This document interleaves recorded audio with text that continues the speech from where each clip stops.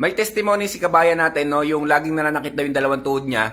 Take note, ang ginamit niya is PFC oil pa lang. Pinapahira niya pa lang ng PFC oil. Basahin natin ang kanyang testimony. Totoo po yan, sobrang ganda ng PFC oil na yan. Kasi ako, gumaling po yung dalawang tuhod kong sobrang maga at sobrang sakit po niyan. Tagos hanggang buto po yung sakit. Halos di na po ako makalakad ng maayos. At dahil sa PFC oil, ngayon po ay nakakalakad na po ako ng maayos at mabilis po nawawala yung sobrang sakit ng tuhod ko po. At nawala na po yung maga ng tuhod ko po. Nang dahil dyan sa PFC oil na yan. Kaya maraming salamat sir sa produkto nyo.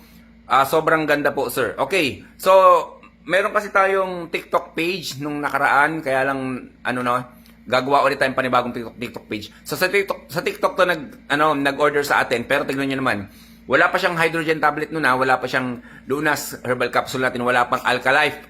Nawala na yung sakit ng tuhod natin, nawala na yung sakit ng tuhod ni kababayan.